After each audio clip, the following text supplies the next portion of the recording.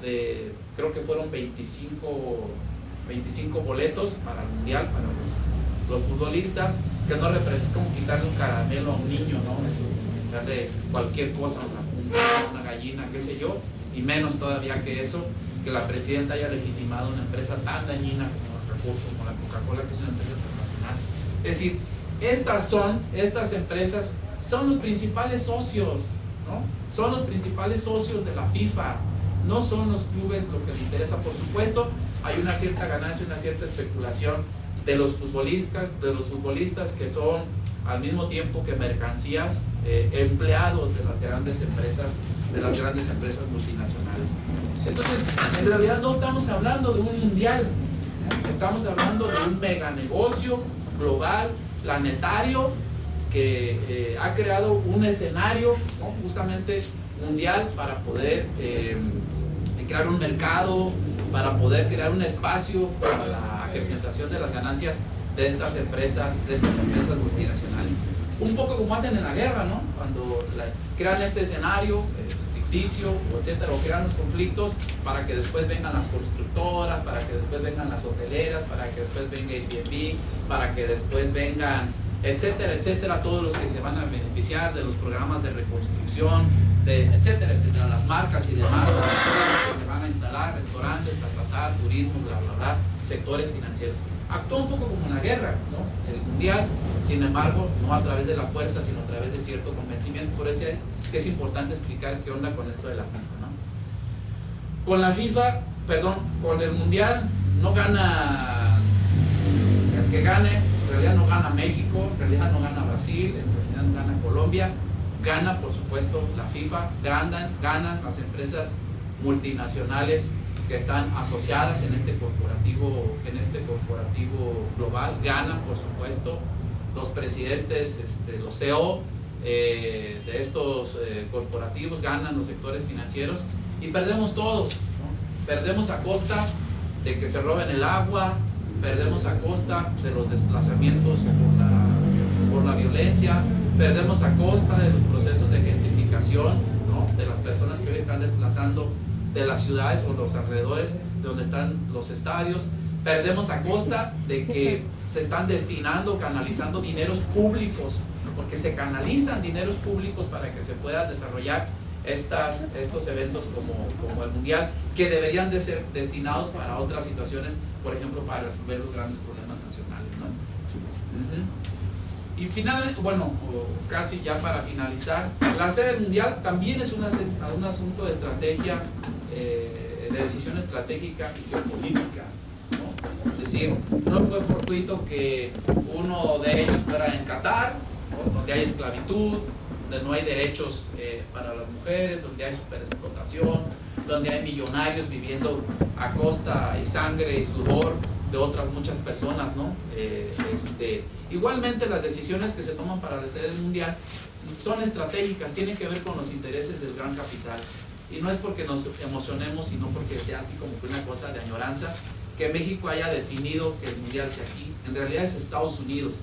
En realidad la ampliación de la sede del mundial fue un poco para decir, bueno, no solamente va a ser Estados Unidos, también van a ser México, también van a ser Canadá, pero lo que hay detrás es todo este proceso de legitimación, de lavado de cara, de rostro de las políticas que se están llevando en Norteamérica, que son políticas intervencionistas, de neofascismo, de saqueo, decíamos, de transferencias de recursos públicos, de imperialismo que se están llevando a cabo en Estados Unidos, ¿no? Y la otra situación es que la selección mexicana, porque esta es otra idea que nos mete, no juegan con los símbolos patrios, con los símbolos nacionales, con los colores de la bandera, nos dicen que es una selección, discúlpenme que siempre ponga pues ya me conocen aquí algunos compañeros, siempre pongo ejemplos que veo con mis alumnos, ¿no? Con mis alumnos les decía, a ver, ¿cómo llega, por ejemplo, un corredor o una corredora al mundial de atletismo? O sea, yo participé cuando era adolescente, participé en las carreras de atletismo, me vine al estatal, luego ya no pasé del estatal, luego se van al nacional, luego se van a los panamericanos, no sé. Pero la selección mexicana, ¿cómo llega ahí? No hay un proceso selectivo, no hay no hay la oportunidad que los jugadores, ¿no?, de los barrios, de las escuelas, de las universidades digan, bueno, yo voy a demostrar mis habilidades como portero, como delantero o de mi equipo o qué sé yo. No existe tal situación. Dicen, bueno, pero ¿quién los elige? Pues los dueños de los equipos, ¿no? Los dueños de los equipos, el corporativo de la FIFA, cada una de los equipos de fútbol tiene un dueño, o son de FEMSA, o son de este banco español, o son de CEMEX, de TV Azteca o Televisa. Seguramente ustedes lo irán ubicando, ¿no? La Liga MX, muchos de ellos son propiedad de Bancomer, y otros como el América tienen su dueño, sus corporativos, que Televisa. Otros son dueños, como los Xolos, son dueños son propiedades de delincuentes como Hank, etcétera, ¿no? En el caso de este empresario delincuente del norte, de Tijuana, etcétera, ¿no? Entonces son los corporativos, representan a los corporativos, representan a los grandes empresarios, no representan los valores patrióticos, nacionales, etcétera, etcétera, por más cosas que nos quieran hacer ver así. Sin embargo, hay muchas y muchos trabajadores que sí nos representan. Y creo que si nosotros vamos a demostrar cierta parte de nuestro patriotismo, cierta parte de nuestro nacionalismo, a darle alusión ahí de nuestros símbolos, de nuestra historia, de nuestros colores de la bandera, pues hay que hacerlo con quien sí se lo merece, ¿no? ¿Quiénes son? Pues son los trabajadores y las trabajadoras del mundo, ¿no? El patriotismo, si no es solidario, si no es por las y los trabajadores del mundo, me parece que es una falacia, ¿no? Entonces, pues claro, reivindicamos esta idea que se está gestando entre los movimientos sociales. Si no hay solución, pues que no ruede el balón, ¿no? Ojalá que podamos después discutir con nuestras organizaciones qué es lo que vamos a hacer en el marco del Mundial para bloquearlo, para colocar las demandas centrales de nuestro país. Decía que si bien México no va a poner la agenda, por supuesto que van a utilizar como una cortina de humo para entorpecer, como se dice, para poner un velo pues ahí y que no se observen cuáles son los grandes problemas que nosotros tenemos, los ataques que hoy están teniendo las comunidades, que también es un asunto geopolítico, las decenas de miles de desaparecidos que también hay en nuestro país.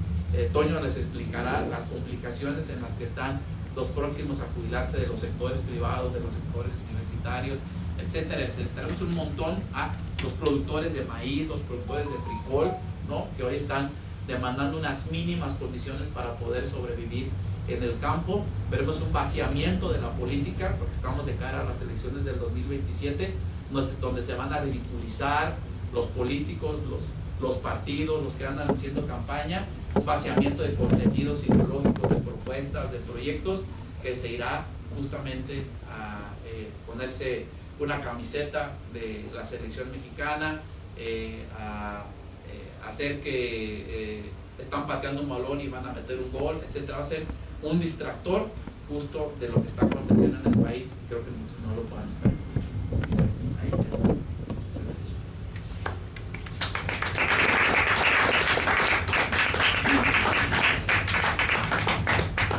Bueno, miren, desde el siglo pasado, desde los años 30, 40, en este país el Estado y los patrones hicieron una política de división de la clase trabajadora en dos sectores, podemos decir. Los del apartado A y los del apartado B de la Constitución. 123, a unos los encuadraron en el Instituto Mexicano del Seguro Social y a otros en el ISSSTE. Estos dos, esta división en dos, que implica, bueno, el IMSS y el ISSSTE, aparte de esto existen como 1000 sistemas de pensiones, existían como 1000 sistemas de pensiones en el país, donde estaban incluidos, entre otros, las universidades públicas, pero en general era parte de la política corporativa del régimen en México, la división en principio de los trabajadores que tenían sistemas de alguna manera colectivos, solidarios, acordes con las políticas del Estado benefactor. Esto ya cambió en el país, ¿no? Es un poco lo que ya se ha estado manifestando aquí. Y bueno, yo quiero decirles algo, compañeros. Miren, la palabra jubilación proviene del latín, de la palabra jubilare, que significa lanzar gritos de alegría. Y obviamente ocurre o porque los trabajadores pasaban a la condición de jubilados, a recibir una pensión, y eso pues implicaba pues todo un festejo. El origen del cobro de una pensión procede del Imperio Romano. Los romanos crearon normas de protección de los mayores, como la ley cigüeña, que tenía como sentido la obligación de los hijos de cuidar de sus padres o de sus descendientes mayores. Las primeras pensiones fueron para los militares. Durante los tiempos de Augusto Octavio, 27 años antes de Cristo y 14 después de Cristo, quien concedió a los que habían militado 25 años para el ejército del imperio una parcela de terreno y 12 años de paga. Ese era de ahí procede el asunto de las jubilaciones, de las pensiones. El primer sistema de seguridad social se estableció en Alemania por Otto von Bismarck en el año de 1881. El principal objetivo de Bismarck fue evitar un levantamiento social. Él decía que una revolución, en este caso socialista, bien valía un seguro social.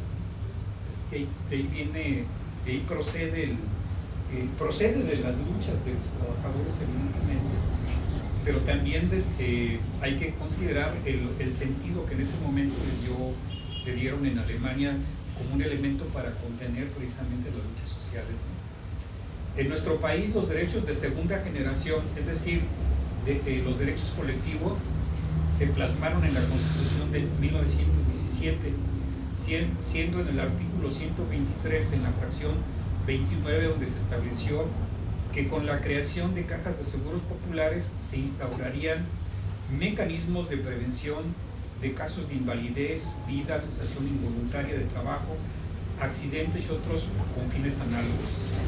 Fue hasta el año de 1929, con la expedición de las leyes federales del trabajo, que se sustituyó el término de cajas populares por el de ley del seguro social, y se añadió en ese momento el seguro de enfermedades.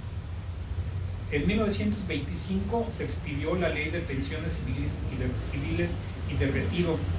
Con esta ley se creó un fondo de pensiones con aportaciones de los trabajadores y del Estado, definiendo que la jubilación podía ser por cesantía en edad avanzada, sobrevivencia e invalidez, y la edad más mínima de 60 años de edad. En el año de 1942 fueron los primeros, los trabajadores petroleros, quienes firmaron un contrato colectivo donde ya se estableció como la cuestión esta de un sistema de pensiones y jubilaciones. El 19 de enero de 1943 se fundó una institución muy importante para nosotros, que es el Instituto Mexicano del Seguro Social, mediante un decreto del presidente Manuel Ávila Camacho, instituto que entró en funciones hasta el 19 de enero del año de 1944, ya dando atención médica, etc., ¿no? En 1959 nació el ISSSTE, y para 1976 se creó el Instituto de Seguridad Social de las Fuerzas Armadas de México. En 1973 se publicó una nueva ley del Seguro Social que buscaba el mejoramiento y expansión de las prestaciones del asegurado. Para 1985 se empiezan a mostrar dificultades para el pago de pensiones, esto como resultado de que pues, hubo muchas inversiones en infraestructura, hospitales, clínicas, etcétera, que no le fueron revertidos en su momento al Seguro Social, ¿no? Entonces ahí ya empezamos a tener problemas. Y bueno, como ustedes saben, en 1973 hubo un golpe de Estado en Chile. Es cuando surge la política del neoliberalismo. Se plantea el asunto de disminuir, bueno, de combatir, de atacar los sistemas de pensiones y realmente el Estado benefactor. Y bueno, a partir de ahí se empieza a dar el impulso a la capitalización de los sistemas de pensiones. Es decir, pasan de ser públicas a ser privadas, ¿no? En el caso de nuestro país, en México, con el gobierno de Carlos Salinas de Gortari, se crea el sistema de ahorro para el retiro, que consistió en transferir el 2% del salario de cotización para el fondo de retiro y un 5% para vivienda, con la propuesta por parte del gobierno para los trabajadores de que en el momento que se fueran a jubilar pues les iban a entregar ese fondo de retiro, ¿no? Pero pues obviamente pues, no sucedió así, ¿no? Obviamente hay que considerar, bueno, pues que los capitalistas pues sí tienen una visión estratégica. Su visión estratégica era privatizar las pensiones y manejar esa bolsa o esas bolsas en beneficio del capital. Y bueno, en 1993 igualmente se modifica la ley del ISSSTE para introducir el SAR, y en el 2015 el nuevo sistema fue introducido en Petróleos Mexicanos, mientras en otras entidades como las universidades se siguieron manteniendo sistemas definidos por un tiempo, hasta que, como en el caso de la Universidad Michoacana, se pasó por encima del sistema pensionario que teníamos desde el año de 1939. Y bueno, pues aquí acaba de haber una huelga, una movilización importante. ¿Cómo se llama? Se dice que se recuperaron toda una serie de prestaciones que la rectoría no había pagado en los últimos años, particularmente a partir de 2018.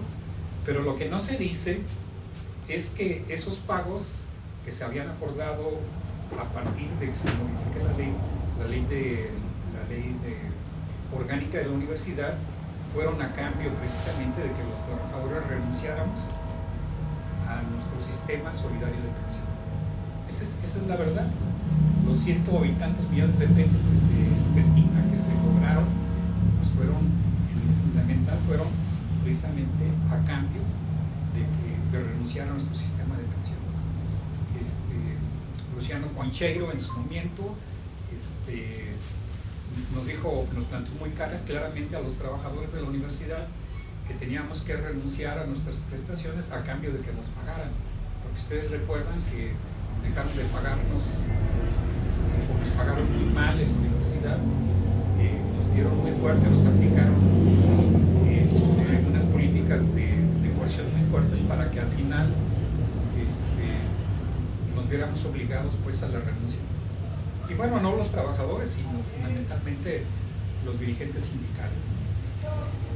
Bueno, el asunto, compañeros, es que a finales de 1995 el gobierno de Ernesto Zedillo Ponce de León publicó la nueva ley del Seguro Social, que entró en vigor a partir del 1 de julio de 1997, quedando establecida las AFORES como un sistema de capitalización individual, delegando a los trabajadores la obligación de ahorrar lo suficiente para comprarse una pensión, así como acumular por lo menos 850 semanas de cotización para obtener la pensión médica.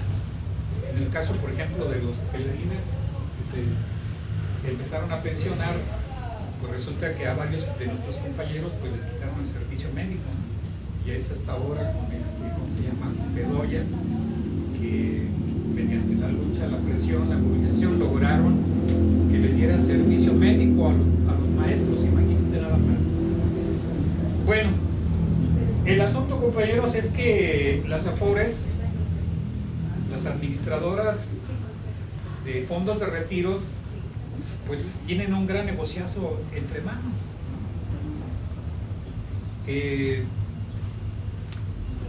Actualmente las Afores manejan 8.3 billones de pesos, que equivale, como lo dijo el compañero Leva hace un rato, bueno, aquí yo tengo el dato de 23.8% del Producto Interno Bruto.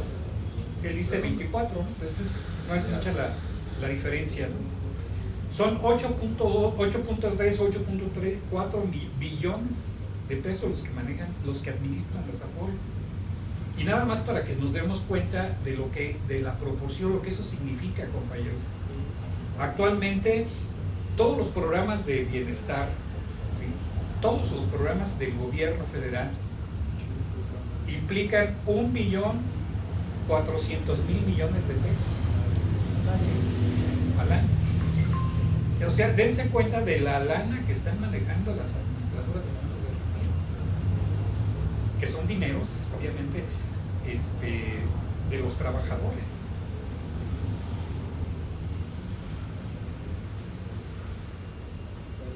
Y bueno, se dice que ¿cómo se llama? Los programas del bienestar equivalen al 2.3% del Producto Interno Bruto y casi al 10% del total del presupuesto del gobierno federal. El presupuesto destinado a educación en México supera 1.1 billones de pesos.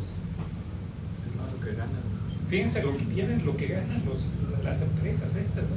Es 1.1 billones de pesos lo que se destina para educación. Y para el caso de salud, yo cuando vi este dato me fui de espaldas porque yo creí que había una inversión mayor en salud, pero resulta que no. Y bueno, y eso explica por qué salud, ¿cómo se llama? Las instituciones de salud, el ISSSTE, el Seguro Social, pues carecen de lo indispensable para funcionar, ¿no? El gasto federal para este año fue de 996.254 millones de pesos, ¿sí?, en salud. Ahora, para contrastar también la deuda con otros datos, compañeros, el costo financiero del pago de servicio de la deuda pública total de México para 2026 equivale a 1.5 billones de pesos. 1.5. ¿Sí? O sea, más que es lo que se destina por separado, obviamente, para educación y para salud. 1.5 billones del presupuesto total del gobierno. Aquí es aproximadamente el 15% del gasto total del gobierno. Con una deuda externa que tenemos de 249.350 millones de dólares. Estamos agarrados, ¿no? Ahora, aquí hay un dato importante, compañeros. El negocio de las Afores, pues es un negocio para los capitalistas, lo agarran como fondo de inversión. Seguramente ustedes se van a acordar que cuando le preguntaron a Carlos Slim, cuando se determinó que ya no se iba a construir el nuevo aeropuerto internacional de la Ciudad de México, el Texcoco, que dijo López Obrador que ya, ¿cómo se llama? Ya se suspendía la construcción, y lo dijo antes incluso de que tomara posesión, ¿eh? Todavía ni había las elecciones y ya él estaba diciendo que no se iba a construir, ¿no? Entonces, resulta, bueno, no creo que ya había ganado las elecciones, pero de hecho estaba gobernando antes de que tomara posesión. Cuando le preguntaron a Carlos Slim que cuánto dinero había perdido de sus recursos de inversión en ese proyecto, él dijo: yo no perdí nada, quienes perdieron fueron las Afores, perdió en Bursa y todas las demás empresas. Entonces, así es como estamos en este país.